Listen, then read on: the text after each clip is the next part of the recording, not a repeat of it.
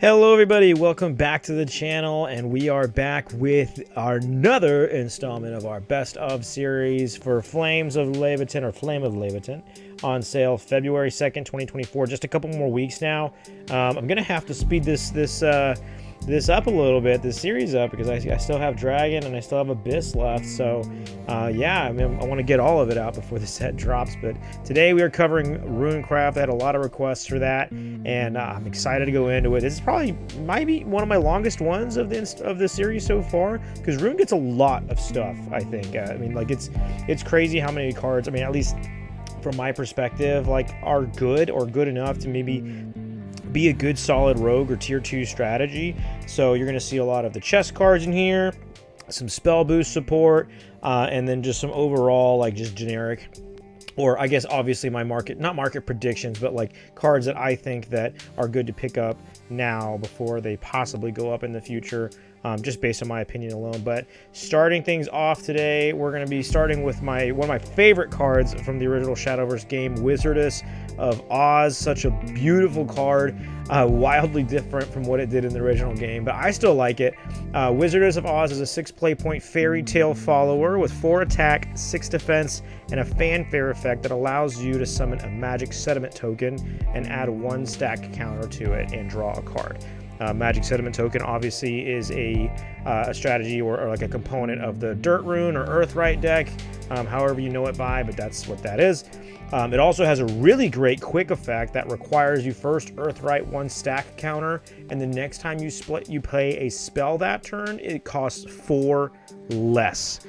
So that's a really great effect. Unfortunately, it can only be used once per turn per copy of Wizardess of Oz, but that makes sense because, I mean, imagine you having like 5 stack counters and then the next 5 spells cost 4 less. But yeah, it will be way too broken, but the card itself already very, very good. I'd also like to point out another follower that Rune has already gotten that has a quick effect as well, Sun Oracle Pascal. If you know this card, you know that in order to use its quick effect to buff or weaken a follower by 2/2, you have to engage Sun Oracle Pascal. So that means it's likely going to get attacked over after you use its effect. Wizardess of Oz does not need to do that, and on top of not needing to engage herself, she does not cost any play points to do that either. So I mean, it's most likely going to live into the next turn, I think, especially with the impressive stat line of like 6 defense. Very, very good card. Just makes it even better.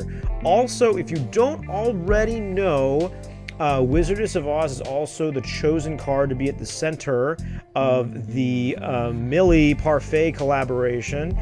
This is really, really, really exciting. As you can see here, we are going to get a leader card of Millie Parfait, but also Millie is going to take an alternate art legendary spot for Wizardess of Oz as well. So it's very, very, very cool. Another really neat thing is that we are actually getting like an English exclusive SP signature card of Millie Parfait. As you can see right here, it looks gorgeous. So that will probably be the chase card of the set, but you know, we'll see. But I can only imagine if it's not available, to my knowledge, in the Japanese game, then this is going to be a highly sought after card. So this is crazy. I mean, I hope if you end up pulling this in your pools, make sure to comment in a couple weeks from now and let me know. I'll be really excited for you. But yeah, the collaboration is coming. It's very, very cool. You can see the Wizardess of Oz right there. It looks like it's a sweets buffet that is taking over Gingerbread House as an alternate art as well, and then the Cauldron of Calamity, I think this is taking over Witch's Cauldron as an alternate art. So 3 alternate arts on top of an SP, so technically 4 alternate arts. Really crazy, and I actually love this touch. So it looks like you can, I'm assuming you can pull a non-holo leader card in your packs, but then there's also going to be a foil leader card of Millie Parfait. So that's really exciting. And then on top of that, there are going to be 2 little like sketch tokens, I guess, which is really, really, really funny. And really cute, I think. So I'm really excited. It's a really fun collaboration. I hope we see more collabs just like this, and I think we will, because that was a really like consistent element in the Shadowverse game. Almost every set, there was a neat collaboration, and I think that'll make a lot of it'll add a lot of value and excitement to every set. So I'm really excited about this collaboration. Moving on into Royal territory, Mystic King makes his debut to Shadowverse Evolve. He is a 6-cost chess follower with 5 attack, 5 defense, and has a whole bunch of effects. I'm going to go through all of them first, and then I'm going to give my input on the card as a whole. First, Mystic King has an effect that you can activate once per turn that says you can send another chess follower on your field into the cemetery to target an enemy follower on the field and deal it 5 damage. Mystic King can also evolve for 2 play points, and on evolve you can select up to 4 differently named chest followers that cost 4 or less in your cemetery and put them onto your field. So that's it. Holy cow, what a powerful card.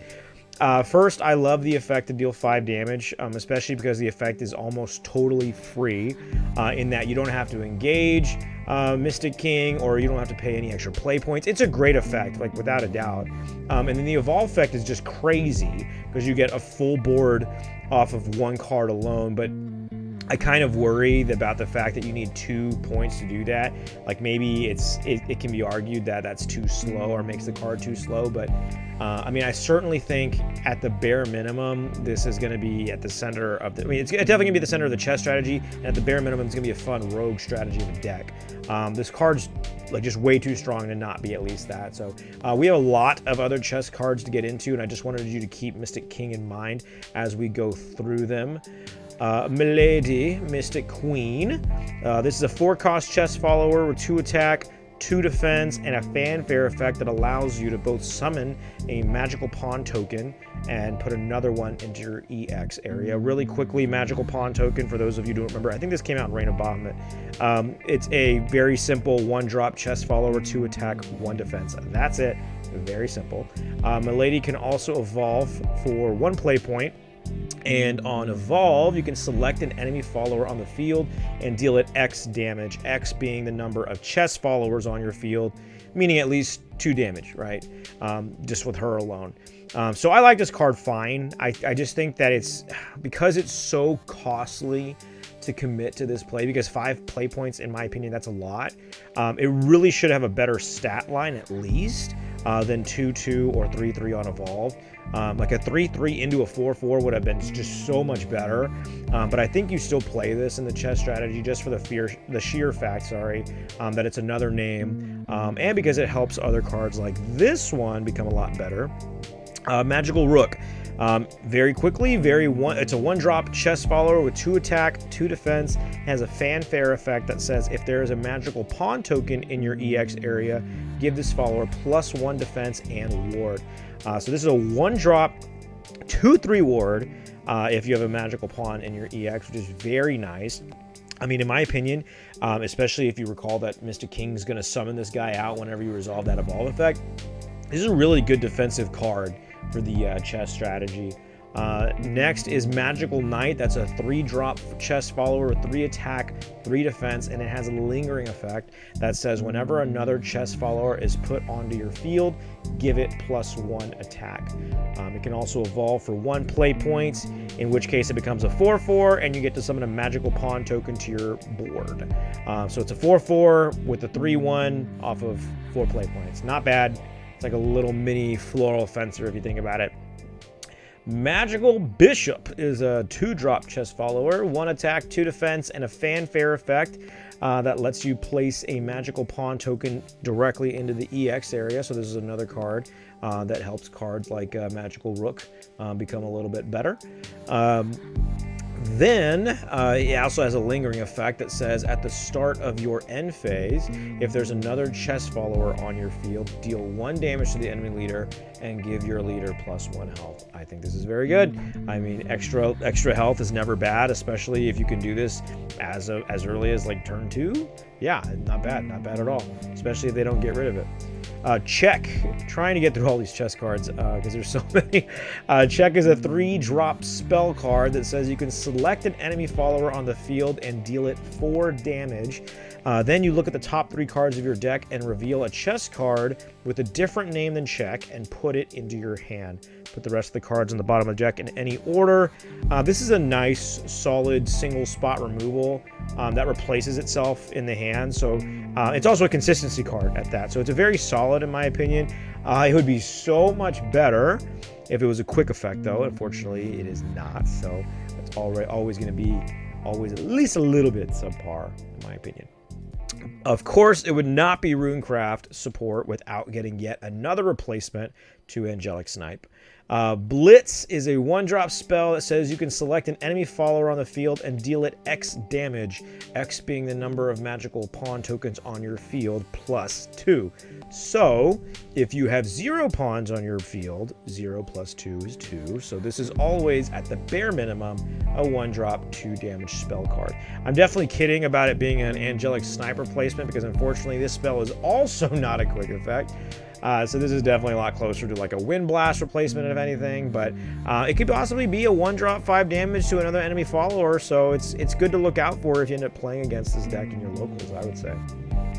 Finally, moving on from the chess cards, Felice Leonardian Mage really excites me because I think this card has so much potential. This is a 4-cost academic follower with 4 attack, 5 defense, and can have Storm if you just Earthright 1 stack counter. So I could stop right here and stop talking about the card, don't even continue on with the effects, and already this is a very good card in my opinion. I like this card a lot. On Fanfare though, there's more effects. On Fanfare, if you have 7 spells in your cemetery, aka spell chain 7, deals 4 damage to each enemy follower on the field. So this is crazy good. I have no idea if there are builds surrounding this card in Japan when set 3 came out, but there should be. This card seems crazy. I love it. It would definitely, like, I would put this in my spell chain deck immediately, and it makes me want to look at spell chain and kind of crack this card a little bit. 4 drop, 4 storm, 5 defense, 4 damage to the board. Man, I think that card's really good. I really like it. So, moving on to Dirt again. Gingerbread House. We talked about this with Millie Parfait. This is a 1-drop amulet. It's just simply a stack card, and it says Fanfare, give your leader plus 3 health. Very simple, but I think that's very solid. I mean, 3 health is nothing to just like snob at all. You know, so I think if I was playing Dirt, I would absolutely play this as a 3-up card, but we'll see. I mean, there's actually another Dirt card that I want to go over really quick, and that is going to be Witch's Cauldron. This is the last card on my list before I go into the next part of the video.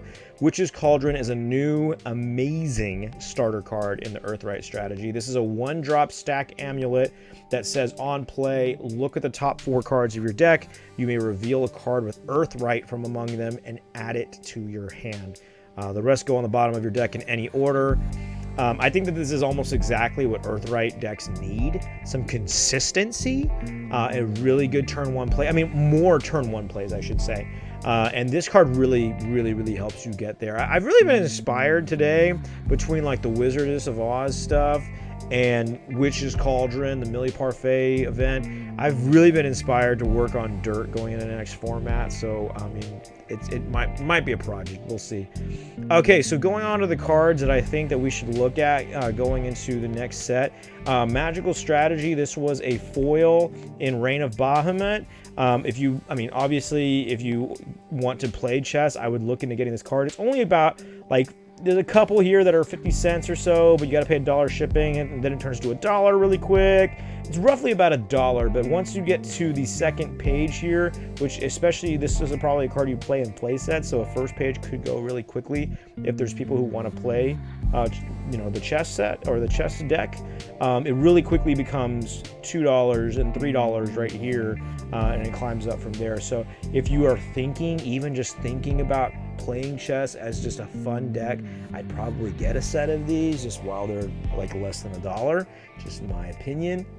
Sun Oracle Pascal, the SL, this thing has plummeted down to around 650, 675, but you can see it very quickly jumps up to 10, 11, $16, and that's all on the first page. If you're thinking about playing Dirt, I mean, maybe test this card before you commit to buying it. But the SL, in my opinion, at $7, that's a really great price for an SL like this. It's a beautiful card. I would get it sooner rather than later if you're considering doing it before it almost doubles in price.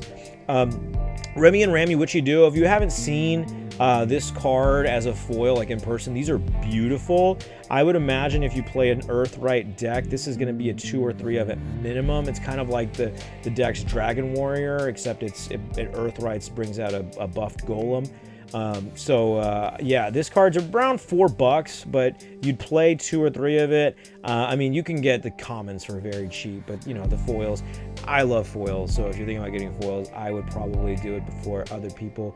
Maybe pick up on the strategy if they do, but you know, just my opinion.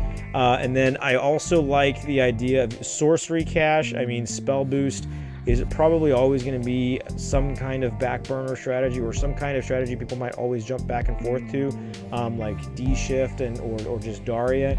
This card is sitting around $3. I mean, you're always going to want at least a play set of it. I just like having this card, especially if Rune ever takes off. I'm sure this card could always see a jump up. And I think it only, I want to say it only came as like a like the box topper. I could be wrong. I don't remember if it was a box topper or not, or if it was just a regular promo in Advent of Genesis. Couldn't really remember. And lastly, I just want to talk about Narita Top Road. This is just a really solid card, like in general, but and it's also a rune like class specific card. Race the Follower for 1 extra play point, becomes a 4/4, draw 2 cards, discard a card. I just think that's just so solid, like you can't ignore it. It's creeping up a little bit. It's about $6 or $4 or $5 for a while. Now it's at 6, but then it quickly becomes 7, 8, $10. You know, if it's that right now to where, and this is really only played in like Uma at the moment, I could really see this getting a little bit higher if Rune starts taking off, which I'm not saying that I think Rune will take off after this support I just went over, but I think whenever sets come out, people want to try new things, and people are excited to try new things, and there's that little window of non-meta period at your locals, so I can see certain things moving up, and that's what the whole purpose of going over the TCG player stuff that I do at the end of these videos. So that's all I got for you guys today. One little thing I want to bring up to you guys is that there is a Bushi English conference. Well, I'm recording this the night before this video drops, but I will hopefully just do a really quick recap of what this video looks like, so look forward to that video tomorrow. But with everything said, hope you guys enjoyed. Look forward to the next couple of installments for this series. Let me know what you want to see next, and I will see you in the next one. Bye-bye.